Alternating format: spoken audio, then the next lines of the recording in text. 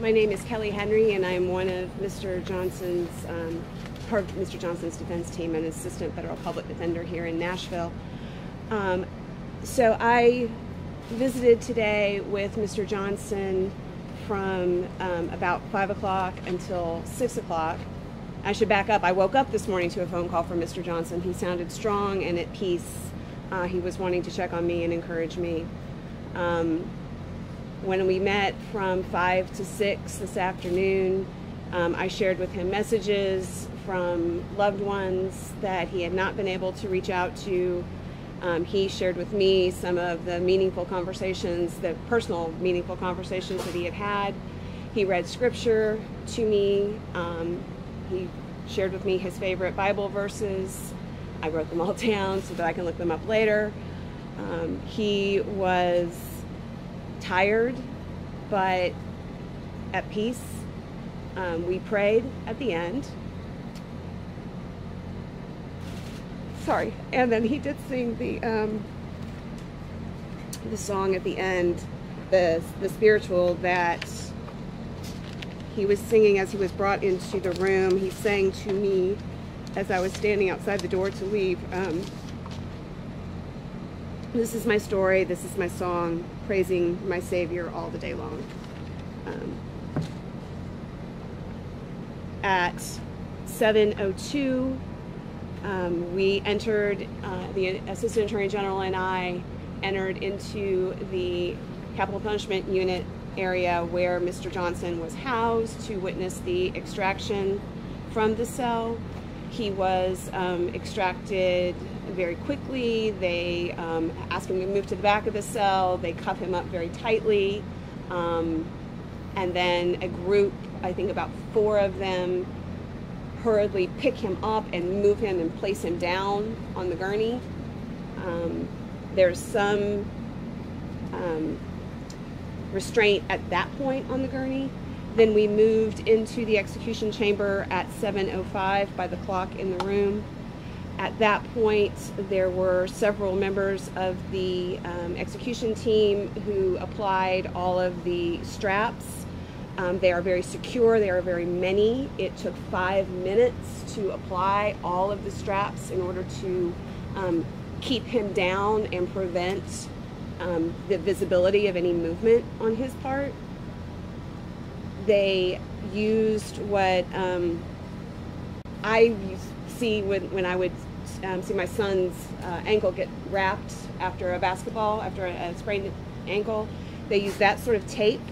It started at the wrist and it went all the way down, so there's a strap here, the athletic tape moved all the way around. So the testimony in our trial was one way that you can know during the consciousness check that the individual is in fact aware and feeling is if you can see the pinkies move.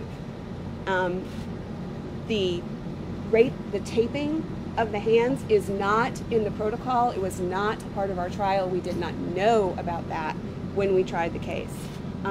That is a very significant issue for us in terms of the ability of the individuals administering the protocol to understand or know whether or not the individual is in fact insensate and aware. So that happened. We left that took until about 7:10. At 7:10, the IV team entered into the chamber.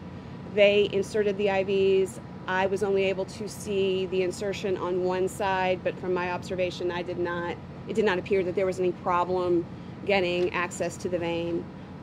That all seemed to go as expected. At 7:15, we left the execution chamber, the Assistant Attorney General and I, and returned to the official witness room where we were seated for the rest of the process. At 7:18, the blinds were opened. At 7, and then Mr. Johnson gave his last statement. Mr. Johnson is 68 years old. He's had 2 strokes. He's already very soft-spoken, and his speech is a little bit impaired. So from the strokes, that's why it was hard to understand everything that he was saying. I got basically the same thing that everyone else got in that he was praying for forgiveness from all that he had heard, including Connie's family, and of course you all have seen his longer statement of forgiveness, which we issued yesterday, primarily for the purpose that he is hard to understand, and he really wanted his remorse and his request for forgiveness to be articulated in a way that would be understood. I recognized the signal to begin the Midazolam shortly after 7:19. Then I heard Mr. Johnson say, "Can I sing?" The warden said he can. He started with, "We will know we are Christians by our love, going to see the King." I have that, I believed that I saw his eyes open at 7:22, but I was far enough away that I can't swear to that. I believe I saw his eyes open at 7:22. Then he drifted off. I heard gurgling beginning at 7:22. I would describe what I heard as gurgling and gasping. It was rhythmic, but it was not, to me, as a person who has sleep apnea, a snore. It was more of a gasping and a gurgling sound to me. At 7:22 and 54 seconds, I observed his mouth to move and the tongue to protrude from his mouth.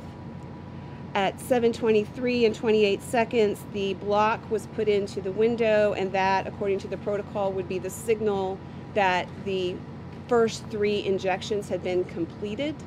Under the protocol, then the warden is to wait for 2 more minutes before he engages in the consciousness check. I heard choking and gurgling and labored breathing that to my ears became louder after the block was in the window. At 7:25 and 29 seconds, I observed the warden do the trapezius pinch. There is another individual in the room with the warden, the associate warden. He was standing with his back to us, blocking Mr.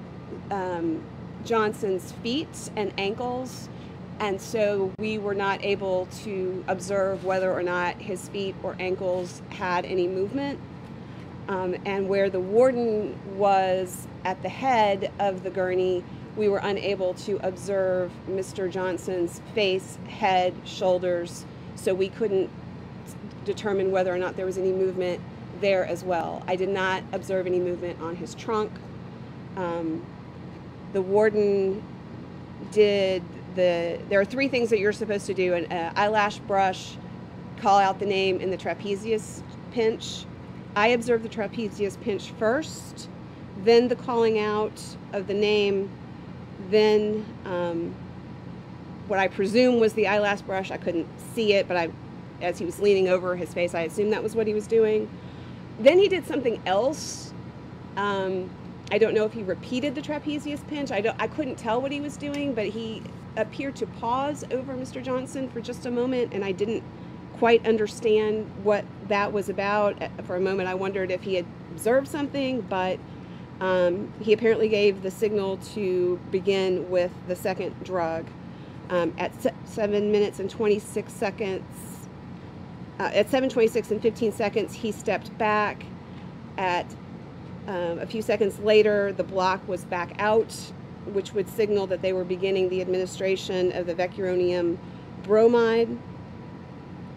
At 7:27 and 5 seconds, I heard a very sharp, loud noise that sounded like a bark.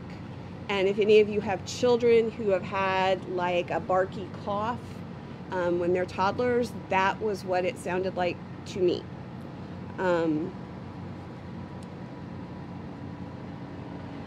At 7:27 and 20 seconds, I have all noise stopped.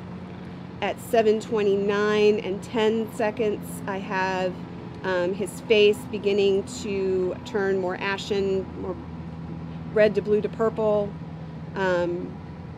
At 7:39, the block was back out, indicating that all of the drugs had been administered. At 7:32 and 15 seconds, his face was ashen. At 7:34, I felt it was even becoming more gray. At 7:35:42, I believe that is when the blinds closed. At 7:37 and 37 seconds, death was declared. So if you would ask me, did this go according to protocol, I would tell you that not all of what they did is in the protocol. So some of it was part of the unwritten protocol that we tried to get access to last year when we were conducting our trial and were denied access, and certainly things that we would have complained about if we'd been given an opportunity. I think the midazolam worked exactly as the midazolam is supposed to work, which is that it doesn't work. It doesn't prevent Mr. Johnson from feeling pain, and the vecuronium bromide and the strapping down of Mr. Johnson and the blocking of our view did exactly what it was designed to do, which was to prevent us from seeing any movement on his part. It is my belief that I did witness my client observing or feeling and being aware of the pulmonary edema. That is the noise that you're hearing with the gurgling and the barking, the gasping. That is when the fluid is entering the lungs after the acidic midazolam has eaten away at the lining of the lungs. I believe that. And I believe that he felt the sensation of being buried alive from the paralytic, and I believe he felt the sensation of liquid fire from the potassium, because the science shows that it happened. And he experienced that from 7:20 to 7:35 minutes and 42 seconds, so for 15 minutes. I have a statement on behalf of Mr. Johnson's team now. Don Johnson was a light in the darkness. Tonight, the state of Tennessee snuffed out that light. In the process, they hurt a lot of people. They caused needless suffering to good people. And they made no one safer. Though the state of Tennessee turned its back on faith, forgiveness, and redemption tonight, those who know and love Don have not. They remain strong in their faith and will continue to do good works. Our clemency campaign was positive, and it was rooted in Don's deep Christian faith. Our story was in 3 chapters. First, Don's faith journey to redemption. Second, Connie Johnson's daughter Cynthia's forgiveness. And the 3rd chapter was for the governor to write. I'll take any questions you may have. Did Johnson undergo an autopsy? Yes. You say will and will. Yes. How many lethal injections executions have you seen, and how many of those have been with midazolam? This is the only lethal injection execution that I have witnessed. Can you explain a little further how we get from the sounds that were heard both before and after the consciousness check to the language that some in court filings have called hyperbolic, describing the being buried alive and being burned from the inside out? Sure. So those actually aren't controversial or hyperbolic at all. That's what the science says. And in fact, we have had individuals who survived being given vecuronium bromide testify in other proceedings about how horrifying it is and how it does in fact feel like being buried alive. The scientists testified to that, and there was no proof in rebuttal of that. It is understood by all the courts that if you feel those second 2 drugs, it is torture. That's just not a debatable point. The difference, I believe, between the noises that we heard is that the fluid was filling his lungs more and more and more. And so the midazolam itself causes him to feel as if he's drowning in his own fluids, and so that barking noise is what happens when that pulmonary edema is taking effect. Is there anything more that you wanted to say just about the placement of the warden and the other individuals in the room while you were trying to see what kind of movement was going on? I definitely think they need to revamp their protocol, and they need to figure out a way to place those gentlemen in the room in a way where the media as well as the defense is able to observe what's going on. The whole point of having media observers is to hold the state to account when they are engaged in the act of killing one of their citizens. And if they can't see what's going on, then how can the state be held to account? Now, that is not in any way to disparage those two men who are very courteous and professional. Mr. Johnson has nothing but positive things to say about the way he was treated on death watch. They did everything according to protocol. Those are people who are employees of TDOC. They do what they're told. I'm not complaining about them at all. I'm just saying that that's not in the protocol, and the way they're doing it needs to change if we're to know exactly what's happening during these executions. Is there any opening for any continued legal action based on what you saw tonight and what happened tonight? There are two, or actually three, pending lawsuits in federal court, which I am not attorney of record on. I'm certain that they're going to be very interested in obtaining information about what happened tonight and further information from the autopsy. You have talked a lot about Mr. Johnson's religious transformation behind bars. What would you say to those watching tonight who also look to the Bible but point out it says an eye for an eye? What I would say to them is that Christianity is based in the idea of redemption, that a person can be redeemed. That is something that we, no matter what flavor of Christianity you are, can agree with. Mr. Johnson admits that he was morally and criminally responsible for the death of his wife, Connie. He sought and was given forgiveness, and he gave his life over to the Lord.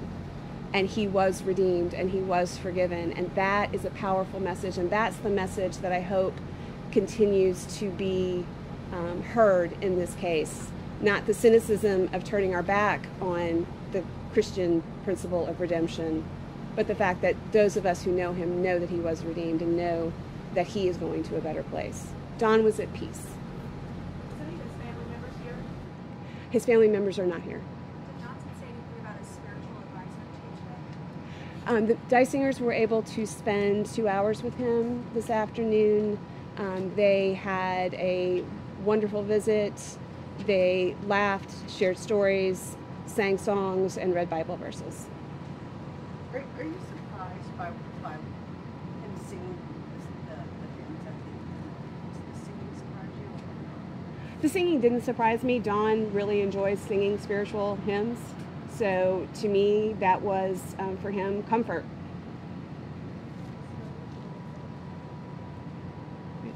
Thank you all very much.